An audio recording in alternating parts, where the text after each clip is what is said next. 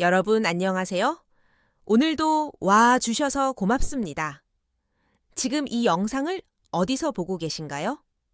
퇴근길 버스 좌석에서 아니면 집 소파에 기대어 이어폰을 꽂고 계신가요? 댓글로 알려주시면 힘이 됩니다. 좋아요와 구독 한 번씩 눌러주시면 더 큰 힘이 되고요. 오늘은 특별한 이야기입니다. 특수 공작권 출신 여성이 하권 폭력과 그 뒤에 숨은 거대한 음모에 맞서는 이야기. 바로 한서윤과 그녀의 동생 한지후의 이야기입니다. 부산의 하늘은 그날 밤 유난히 낮게 깔려 있었다. 해풍을 타고 밀려온 비가 아파트 창문을 사정없이 두드렸다. 벽시계는 밤 11시를 가리켰다. 서윤은 소파에 앉아 있었다. 손에 들린 머그잔 속 커피는 이미 식어 있었지만 그녀의 시선은 창밖 어둠에 고정되어 있었다. 평범한 일상에 적응한 지 이제 고작 1년. 그러나 몸은 여전히 과거의 시간을 기억하고 있었다. 빗소리가 강해질 때마다 그녀의 왼쪽 쇄골 아래 깊숙한 탄흔이 욱신거렸다. 오래전 북쪽 임무에서 남은 상처였다. 비 오는 밤이면 반드시 되살아나는 기억. 넌 아직 자유롭지 않다는 몸의 경고 같았다. 그때 휴대폰이 울렸다. 화면에 뜬 이름 지후. 지금 기숙사 점호 아니야. 왜 이렇게 늦게? 하지만 스피커 너머로 들려온 건 평소에 밝은 동생 목소리가 아니었다. 숨이 끊기는 듯한 소리, 금속이 긁히는 소리, 그리고 떨리는 목소리. 누나, 제발, 그들이 올라와. 옥상에 있어. 살려줘. 서윤의 심장이 순간 얼어붙었다.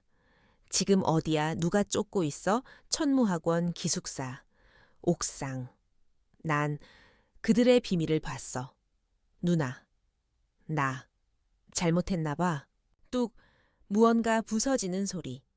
이어진 고함, 그리고 비명이 끊겼다. 전화도 함께. 서윤은 곧바로 몸을 움직였다. 망설임은 없었다. 옷장 안쪽에 회색 금속 박스를 꺼냈다. 그 안에는 평범한 시민이 절대 가질 수 없는 장비들이 들어 있었다. 소형 추적기, 섬광 포금탄, 미등록 권총, 버튼 카메라, 그리고 낡은 접이식 칼. 잠시 눈을 감았다가 다시 떴다. 오늘 밤. 그녀는 다시 레이스가 되어야 했다. 검은 재킷을 걸치고 장비들을 몸에 숨긴 뒤 현관문을 열었다. 차가운 빗줄기가 얼굴을 때렸다. 아파트 지하 주차장에서 그녀는 전기 스쿠터를 끌어냈다. 과거 오토바이를 몰던 습관은 여전했지만 이번엔 소음을 줄이고 빠르게 이동할 수 있는 것이 필요했다. 배터리 게이지는 70%. 충분했다. 스쿠터가 부산항 도로를 가르며 달렸다. 빗물이 튀어올라 바지 밑단을 적셨다. 손잡이를 쥔 채 그녀의 머릿속엔 과거 지후와의 대화가 번쩍였다. 누나, 대체 무슨 일 하는 거야? 문화부 공무원이라고 했잖아. 거짓말. 가방에서 이거 봤어? 지후가 꺼내 들었던 건 공작원만이 가지는 특수 배지였다. 그때 서윤은 온 힘을 다해 미소 지었다. 장난감이야. 어디서 주운 거지? 하지만 지후는 이미 알고 있었다. 국가안보국. 특수요원이지 난 바보 아니야. 서윤은 결국 단호하게 말했다. 이 길은 오면 안 돼. 약속해. 지후야. 하지만 그 약속은 오래가지 못했다. 지후는 천무학원에 합격했다. 겉은 영재학교, 속은 특수요원 양성소. 비바람이 휘몰아치는 사이 학원 앞에 도착한 서윤은 이미 상황이 심상치 않음을 느꼈다. 교문 앞에는 구급차와 경찰차가 불빛을 번쩍이며 서 있었고 교직원들이 분주하게 움직이고 있었다. 무슨 일이에요, 제 동생? 한지우 학생은 어디 있습니까? 보호자분이세요. 죄송합니다. 옥상에서 추락해 해운대백병원으로 이송됐습니다. 순간 서윤의 시야가 흩어졌다. 심장이 내려앉는 소리를 분명히 들었다. 병원에 도착한 그녀는 중환자실 유리창 너머로 지후를 보았다. 온몸은 붕대와 깁스에 가려져 있었다. 얼굴은 부어서 알아보기 힘들었고 기계들이 그의 호흡을 대신하고 있었다. 담당 의사가 조심스럽게 말했다. 상태가 위중합니다. 다발성 골절과 내상이 심각합니다. 그런데 부상의 양상이 단순 추락만은 아닙니다. 무슨 뜻이죠? 오래된 멍과 상처가 있습니다. 손목엔 결박 흔적까지 학대 가능성이 있습니다. 서윤의 눈빛이 얼음처럼 굳었다. 병원 로비 구석. 그녀는 지후의 가방을 풀어 헤쳤다. 평범한 필기구와 교재들.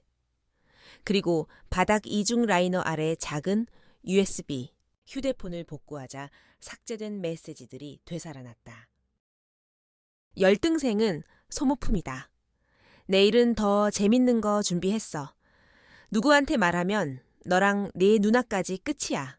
마지막으로 복구된 사진들엔 멍든 몸. 몰래 찍힌 듯한 영상이 있었다. 화면 속 학생들은 검은 완장을 차고 있었는데 완장엔 고고 구유 모양의 문양이 새겨져 있었다. 서윤은 숨을 삼켰다. 이 문양. 전에 본 적 있어. 8년 전 북쪽 임무에서 입수했던 비밀 문서. 그 문서 구석에도 같은 문양이 찍혀 있었다. 비 오는 창밖을 바라보며 그녀는 속삭였다. 지후야, 네가 본 게 바로 그거였구나. 그녀는 다시 결심했다. 내일 천무학원으로 간다. 거기서 모든 진실을 파헤쳐야 한다. 병원 창밖의 비는 잠시 그쳤지만 서윤의 가슴은 여전히 무겁게 내려앉아 있었다. 지후는 차가운 기계음 속에 갇혀 있었고 언제 눈을 뜰지 알 수 없었다. 그녀는 창가에 오래 서 있다가 결국 자리에서 일어나 가방을 둘러맸다. 동생이 남긴 흔적을 확인해야만 했다. 더 지체하면 모든 게 사라질 수도 있었다. 천무학원 로비에 들어서자 특유의 차가운 공기가 느껴졌다. 새로 칠한 페인트 냄새와 살균제 향이 뒤섞여 숨을 막았다. 교장 유상도는 부드러운 미소로 그녀를 맞았다. 50 중반의 남자는 단정한 양복 차림이었지만 눈빛은 무언가를 철저히 감추고 있었다. 그는 마치 준비된 듯한 어투로 말했다.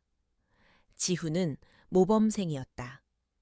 불안 증세가 있었고 자해 가능성도 배제할 수 없다. 이런 식의 설명이었다. 그러나 서윤이 휴대폰으로 복구한 영상들을 들이밀자 그의 얼굴은 잠깐 굳어졌다. 화면 속 아이들은 검은 완장을 차고 고공 모양 문양을 흔들며 구타를 당하거나 행진을 하고 있었다. 이게 단순한 장난입니까? 그녀의 목소리가 차갑게 울렸다. 교장은 대답을 회피했고 대신 담임교사 한소라를 불렀다. 한소라는 키가 크고 고든 자세를 가진 여성이었다. 말투는 군인처럼 단호했고 눈빛에는 경계심이 묻어 있었다. 그녀는 지후의 생활 태도를 이야기했다. 성적은 뛰어나지만 규율을 자주 어기고 허락되지 않은 구역을 다니며 수상한 기록을 남겼다는 말이었다. 서윤은 그 말이 오히려 동생의 진실을 뒷받침한다고 느꼈다. 기숙사 복도를 지나며 서윤은 벽마다 설치된 카메라와 센서를 살폈다. 학생들을 위한 공간이라기보다 군부대 같은 긴장감이 감돌았다. 지후의 방은 지나치게 깔끔했다. 책상도, 서랍도, 침대 시트도 모두 정리되어 있었다. 하지만 침대 하단 프레임에는 희미한 긁힌 자국이 있었다. 손톱으로 그 부분을 눌러 올리자 얇은 판이 들리며 숨겨진 공간이 드러났다. 그 안에는 낡은 검은색 노트 한 권이 있었다. 노트의 첫 장에는 또렷하게 적혀 있었다. 9월 15일 루나티스 내부 회동 목격. 이름 모를 암호와 숫자가 페이지마다 이어졌고 귀퉁이에는 작은 QR 스티커가 붙어 있었다. 휴대폰으로 스캔하자 난해한 암호문이 화면을 가득 메웠다.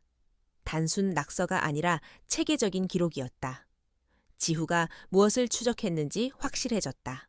서유는 노트를 가슴에 꼭 안고 옥상으로 향했다.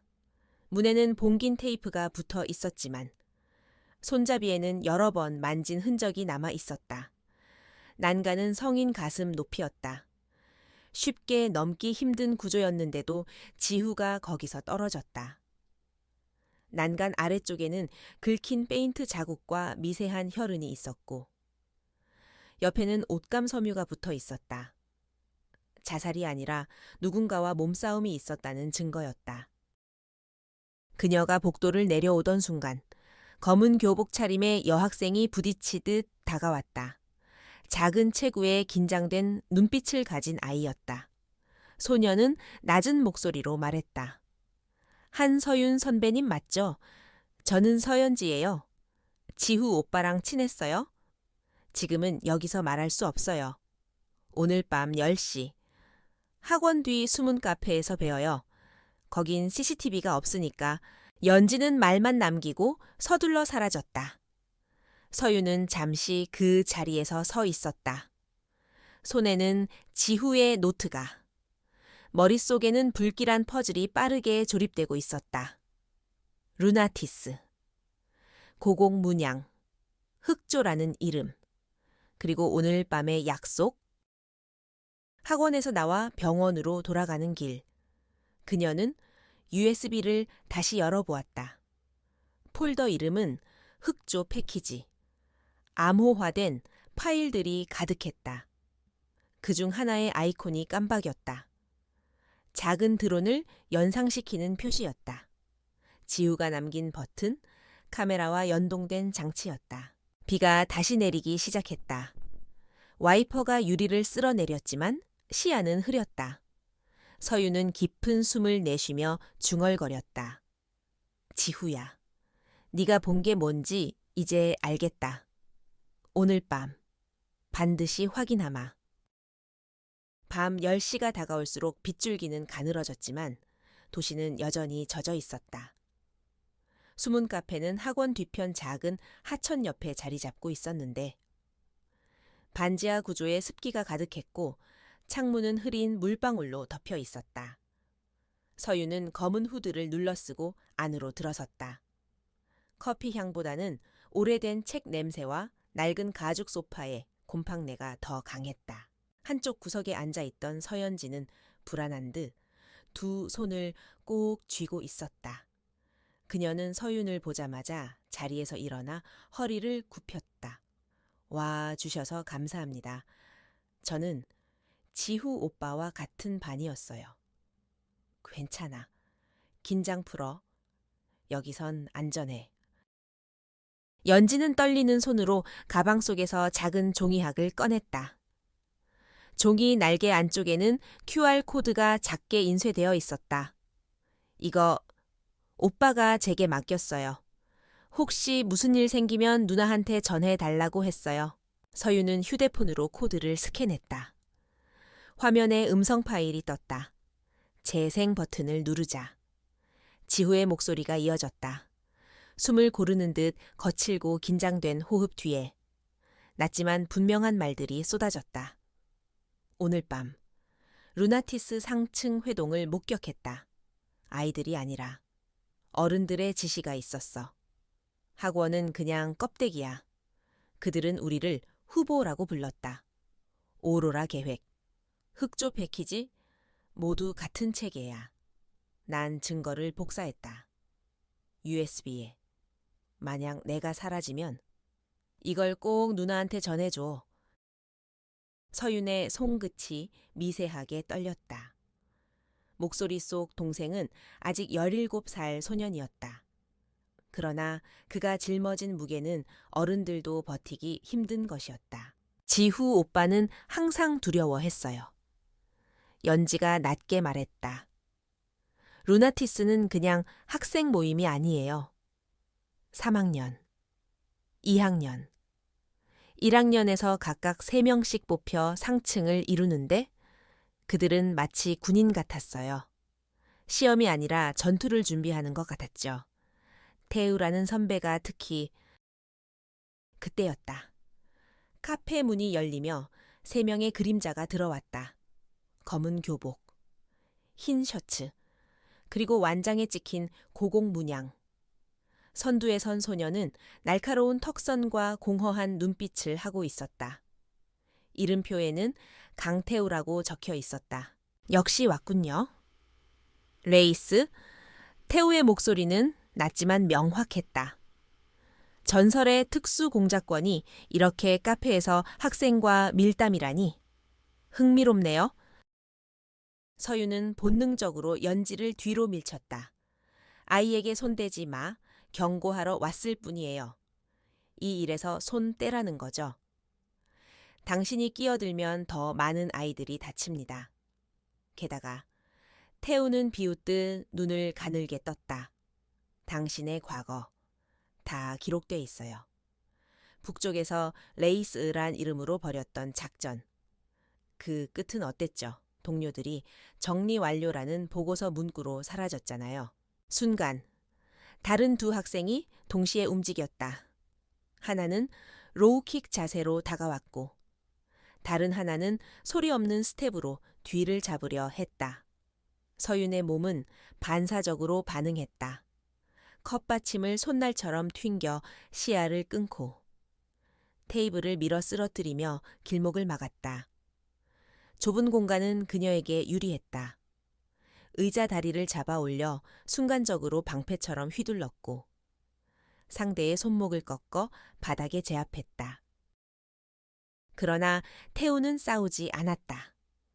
그는 그저 미소 지으며 구경하듯 서 있었다. 대단하시네요. 역시 퇴물이 아니군요. 하지만 그가 손가락을 튕기자 바깥 유리창 너머로 또 다른 그림자들이 나타났다. 카페 밖 골목에 최소 5명은 더 있었다. 서윤은 잠시 계산했다. 좁은 공간에서의 전면 교전은 불리하다. 무엇보다 연지가 위험했다. 네가 원하는 게 뭐지? 그녀가 낮게 물었다. 경고라고 했잖아요. 이건 국가적 사업입니다. 아이들의 희생이 있어도 미래엔 가치가 있죠. 당신은 방해꾼일 뿐. 서윤은 잠시 눈을 감았다 뜨며 숨을 고르고 연지를 끌어안고 옆문으로 몸을 날렸다. 순간적인 섬광탄 효과로 창밖 인물들의 시야가 흐려졌다. 좁은 골목으로 뛰어든 그녀는 손목 장치에서 연막을 뿜어냈다. 시야가 흐려지는 틈에 연지를 데리고 허리를 숙여 달렸다. 뒤에서 욕설과 발소리가 들려왔지만 골목은 미로처럼 얽혀 있었다. 몇 블록을 달려 도착한 허름한 창고 안에서야 그녀는 숨을 고를 수 있었다. 연지는 여전히 떨고 있었지만 울지는 않았다. 그들은 절대 포기하지 않을 거예요. 선배님, 오빠를 구하고 싶으시다면 더 큰 걸 마주해야 해요. 서윤은 연지의 어깨를 붙잡았다. 네가 알고 있는 걸 모두 말해줘. 작은 조각이라도. 연지는 잠시 망설이다가 속삭였다.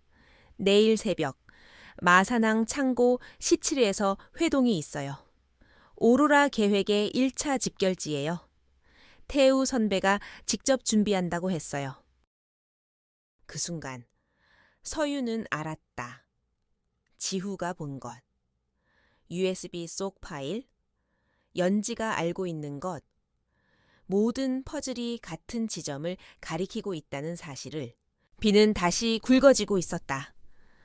서윤은 눈을 감으며 마음속으로 다짐했다. 좋아. 새벽. 마산항. 거기서 끝을 본다. 하지만 그녀의 귓겐 아직 태우의 목소리가 맴돌고 있었다. 당신은 이미 표적이에요. 이제부터는 어디에도 안전한 곳은 없을 겁니다.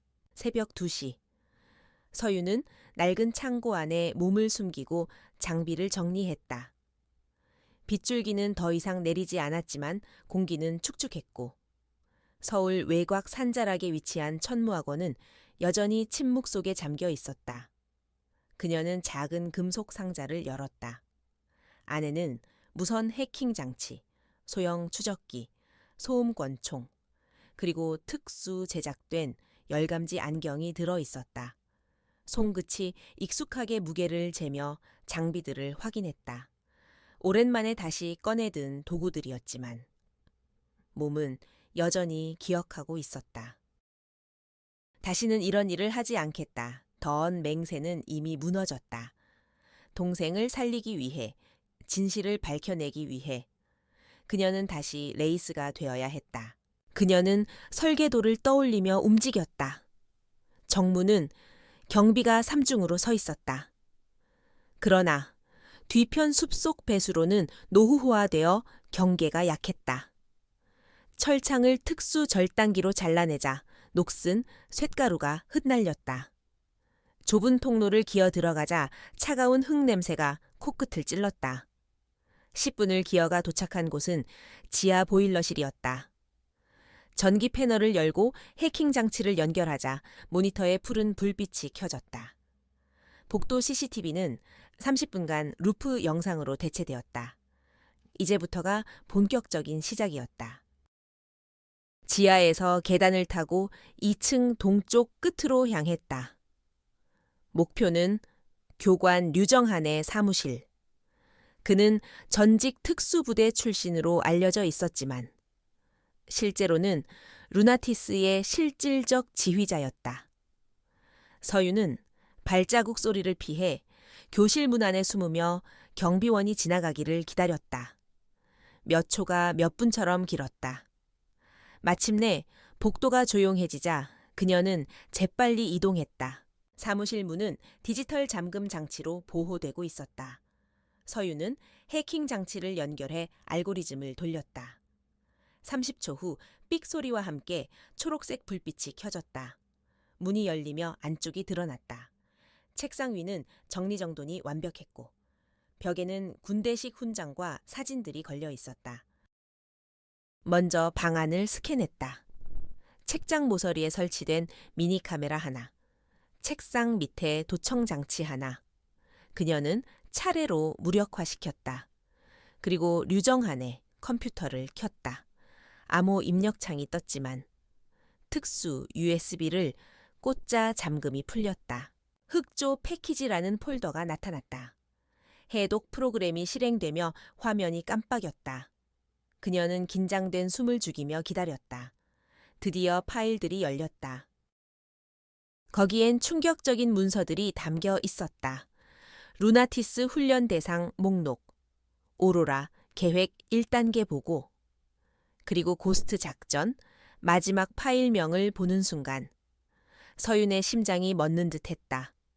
고스트, 그것은 과거 그녀의 코드명이었다. 문서를 열자 8년 전 북한에서의 임무 기록이 상세히 적혀 있었다. 그녀와 팀원들이 함정에 빠지도록 의도적으로 노출되었고 이후 전원이 제거 대상으로 분류되었다는 내용이었다. 보고서에는 목표 레이스, 실패, 제시도 필요라는 문장이 빨간 글씨로 남아 있었다. 숨이 막혔다. 자신이 살아남은 것이 기적이 아니라 단순한 실수였다는 사실, 그리고 지후가 학원에 입학한 것도 우연이 아니었다. 레이스를 감시하기 위한 보험 정책이라는 문구가 그녀의 눈을 찔렀다. 분노가 끓어올랐지만 서유는 손끝을 차갑게 유지했다. 모든 파일을 USB에 복사하고 추가로 휴대폰 카메라로 사진까지 남겼다. 그런데 그 순간 복도에서 발자국 소리가 들려왔다. 그녀는 즉시 컴퓨터를 끄고 책상 밑에 몸을 숨겼다. 문 손잡이가 돌아갔지만 안은 잠겨 있었다. 열쇠로 시도하는 소리가 나더니 결국 멀어져 갔다. 하지만 직감이 말했다. 누군가 그녀의 침입을 감지했다. 서유는 방을 빠져나와 복도를 달렸다. 목표는 교장실, 최고 책임자인 유상도의 관련성을 확인해야 했다. 교장실은 더욱 강력한 잠금 장치로 보호되고 있었지만 그녀는 집중력을 극한까지 끌어올려 해킹을 성공시켰다. 안으로 들어서자 고급 가구와 예술품들이 눈에 들어왔다. 컴퓨터를 켰지만 이미 모든 데이터가 삭제되어 있었다. 대신 책상 서랍에서 작은 수첩이 나왔다. 페이지 중 한 곳에 명확한 글씨가 적혀 있었다. 새벽 5시. 마사낭 창고 17. 그녀가 메모를 찍어 두려는 순간 전화기가 울렸다. 자동 응답기에 목소리가 흘러나왔다. 교장님, 류정한입니다. 사무실 보안이 침해되었습니다. 교장실 컴퓨터 접근 경고도 떴습니다. 보안팀을 즉시 투입하겠습니다. 서윤의 등골이 싸늘해졌다. 그녀는 재빨리 교장실을 빠져나와 계단을 달려 옥상으로 올랐다. 곧 보안팀의 발소리와 무정이가 복도를 메웠다. 옥상 문을 열고 나가자 차가운 새벽 공기가 폐부를 찔렀다. 건물 아래로는 수십 명의 경비가 배치되어 있었다. 그녀는 연막탄을 터뜨려 옥상을 뒤덮고 특수 와이어를 고정해 외벽을 따라 빠르게 하강했다. 운동장을 가로지르며 숲으로 몸을 숨겼다. 심장은 폭발할 듯 뛰었지만 몸은 놀랍도록 침착했다. 숲속에 도착했을 때 낮은 엔진음이 들려왔다. 검은 오토바이가 다가오더니 헬멧을 벗은 여성이 모습을 드러냈다. 서윤의 눈이 커졌다. 김하나. 그녀의 과거 동료였다. 한때 함께 작전을 수행했고 목숨을 맡길 만큼 신뢰했던 인물. 김하나는 미소를 지으며 말했다. 오랜만이야. 윤아, 네가 다시 움직일 줄 알았어. 도와주러 왔어.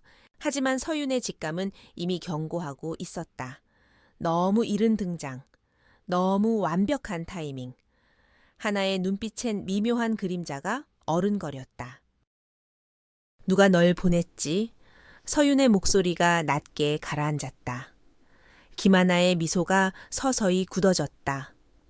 그리고 차갑게 대답했다. 우린 같은 편일 수도 있었는데. 윤아, 넌 왜 항상 규칙 바깥에서 움직이니? 숲속에 내려앉은 안개 사이로 김하나의 눈빛이 번뜩였다. 서윤은 여전히 손을 허리에 댄 채 주시했다. 그녀의 본능이 경고하고 있었다. 수년을 함께 임무에서 보냈던 동료였지만 지금 눈앞의 하나는 전혀 다른 기운을 풍기고 있었다. 너도 루나티스 쪽이구나.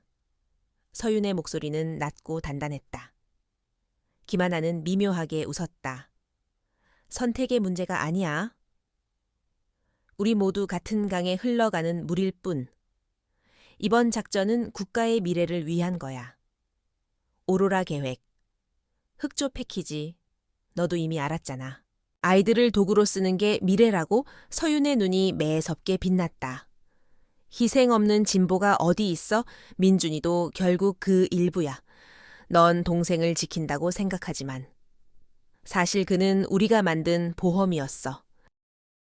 말이 끝나자마자 서윤은 허리춤에서 섬광탄을 꺼내 땅에 굴렸다. 번쩍이는 빛과 굉음 속에 김하나는 눈을 가리며 균형을 잃었다. 서윤은 그 틈을 타 숲속으로 몸을 날려 달렸다. 뒤에서 들려오는 엔진음과 욕설이 점점 멀어졌다. 새벽 4시 반. 서윤은 마사낭 부두 근처 폐창고 앞에 도착했다. 교장실 수첩에 적혀있던 창고 17이라는 글자가 눈앞 건물 번호와 겹쳐졌다. 주변은 어둠에 잠겨 있었지만 안쪽에선 은은한 빛이 새어 나오고 있었다. 서유는 열감지 안경을 착용했다. 창고 안쪽에는 최소 10명 이상이 움직이고 있었다. 학생들만이 아니었다. 군복에 가까운 제복을 입은 성인 남성들이 아이들과 함께 무언가를 나르고 있었다. 그녀는 옆벽의 환기구를 통해 내부를 관찰했다. 안에는 커다란 스크린이 설치돼 있었고 그 위에는 글자가 선명히 떠올라 있었다. 새벽별 작전 1단계 내부 정리, 2단계 외부 확산. 이어지는 프레젠테이션 화면에는 정치인, 기업인, 언론인들의 얼굴이 차례로 나타났다. 어떤 인물들 옆에는 붉은 X 표시가, 어떤 인물들 옆에는 동그라미와 보호라는 단어가 찍혀 있었다. 내부 정리라, 제거 목록이라는 거군. 서유는 이를 악물었다. 아이들이 단순히 학교 폭력의 피해자가 아니라 국가 전복 음모의 도구로 이용되고 있었다. 그 순간 스크린 앞에 강태우가 모습을 드러냈다. 그는 검은 제복 차림으로 연단에 서 있었다. 내일 새벽, 우리는 실전으로 증명한다. 루나티스는 더 이상 학생 모임이 아니다. 우리는 국가의 그림자. 새벽별의 선봉이다. 아이들의 환호와 구호가 창고를 울렸다. 서윤의 가슴은 무겁게 내려앉았다. 그들 대부분은 아직 16, 17살에 불과했다. 서윤은 몸을 낮추고 USB를 꺼내 녹화 버튼을 눌렀다. 증거가 필요했다. 모든 것을 기록해 두어야만 했다. 하지만 바로 그때 뒤에서 거친 손이 그녀의 어깨를 움켜쥐었다. 여전히 민첩하네. 레이스. 낮은 목소리, 기만하였다. 그녀는 이미 뒤를 추적해 와 있었다. 총구가 서윤의 옆구리를 겨누었다. 움직이지 마. 네가 가진 증거만 내놔. 그러면 지훈은 살릴 수 있어. 서윤은 천천히 고개를 돌렸다. 하나의 얼굴에는 싸늘한 결의가 서려 있었다. 네가 믿는 건 명령일 뿐이야. 하지만 난 가족을 믿어. 너희는 그걸 절대 이해 못해. 말이 끝나자 서윤은 몸을 비틀며 벽을 차고 굴러내렸다. 총성이 울리며 스파크가 튀었고 서윤은 박스를 넘어 몸을 숨겼다. 짧은 교전이 이어졌다. 총알이 쇠판에 박히며 불꽃을 튀겼다. 너 혼자 이길 수 없어. 유나 김하나가 소리쳤다. 혼자가 아니야. 진실이 내 편이야. 서윤은 이를 악물었다. 총탄 교환 속에서 그녀는 순간적으로 하나의 손목을 비틀어 총을 빼앗았다. 그러나 주저하지 못했다. 오래된 동료를 쏘는 건 그녀조차 쉽지 않았다. 그 망설임 사이 하나는 몸을 날려 달아났다. 서윤은 다시 창고 내부로 시선을 돌렸다. 그때 무대 위에 스크린이 바뀌었다.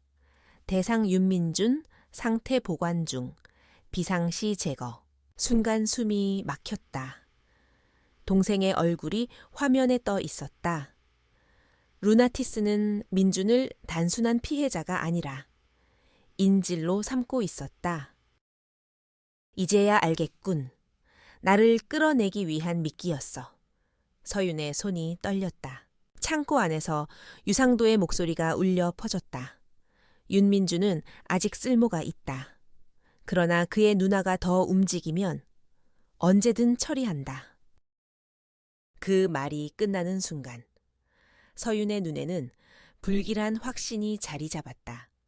시간은 얼마 남지 않았다. 새벽별 작전은 이미 시작 단계였고 민준의 생명은 그들의 손에 달려 있었다. 그녀는 깊게 숨을 들이마셨다. 증거 USB를 가슴 깊숙이 넣고 마음속으로 다짐했다. 좋아, 이제 끝을 보자. 이번엔 절대 빼앗기지 않겠다. 멀리서 사이렌 소리와 함께 붉은 빛이 번져왔다. 경찰인지? 아니면 또 다른 함정인지 알 수 없었다. 하지만 서유는 망설이지 않았다. 문을 박차고 어둠 속으로 몸을 던졌다. 민준을 구하고 음모를 끝내기 위해